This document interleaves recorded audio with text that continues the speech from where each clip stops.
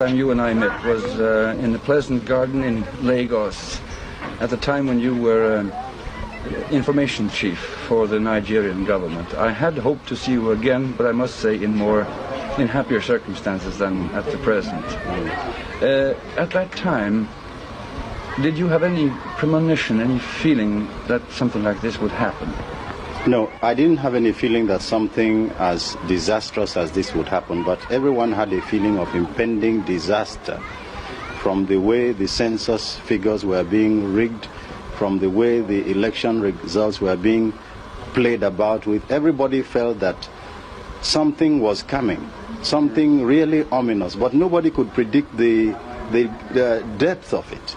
No. But we all had this sense of doom hanging over us. In fact, the word revolution was mentioned a number of times, but it was a strange thing. No one had ever heard what a revolution was or experienced it. But people knew something bad was coming. Yes. Yes. Did you stay in Lagos for some time after the outbreak of hostilities? Oh, yes. I stayed in Lagos nearly a month, and not the outbreak of actual fighting. But when the Ronzi regime was overthrown, there was a sort of vacuum. People didn't know what would happen next. And I was in Lagos up to that time until I started getting evidence that my neighbors were being taken off in the night and killed. So self-preservation is the first law of nature. I had to escape. They did that in Lagos as well? They did that in Lagos, yes. I see. They did that in Lagos as well. In fact, we have a boy on the federal ministry who barely escaped death, but his companion with whom he was kidnapped was actually killed. He's here in Biafra.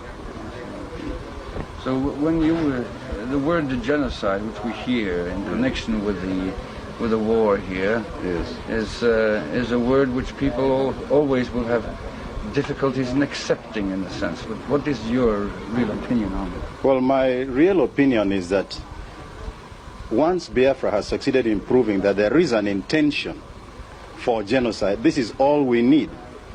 And we have ample evidence of that.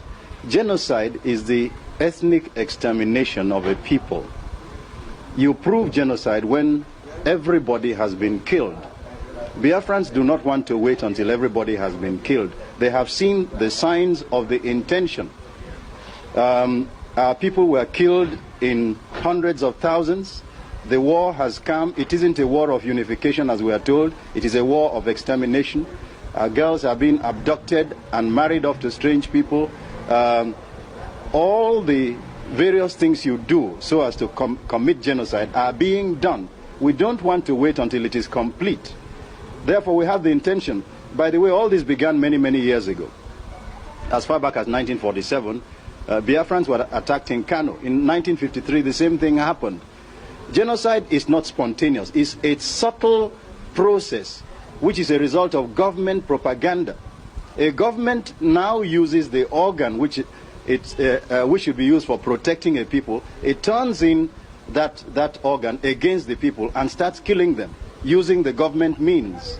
And everybody is indoctrinated to hate a particular class of people, to want them out of the way, to want to kill them. This is what we mean by genocide. Bombing av sivilbefolkning har man sett før, i andre kriger. Og biafranernes påstand om et bevisst forsøk på folkemord fra deres motstanderes side, ved vold og ved utsultning, vil mange utenforstående fortsatt ha. Biafra is at the moment experiencing jungle justice, which is the justice of might is right, because we are under an economic blockade, we are under a propaganda blockade, we are under a diplomatic blockade. Nobody sees what we are suffering, nobody hears what we are suffering, and as a result of that, the wrong story is presented to the world. We are not heard, and therefore we cannot be judged except on the basis of the lies being told about us. When we have been able to overcome this jungle justice and we are heard, then we will then get the civilized justice, because our case will be brought into the open. And once the case is in the open, you cannot play tricks. We are now victims of blackmail because we are being suppressed, we are being muzzled. But you still fight on? We fight on, oh yes, Biafra fights on. Biafranernes tyngre våpen erobret fra deres motstandere.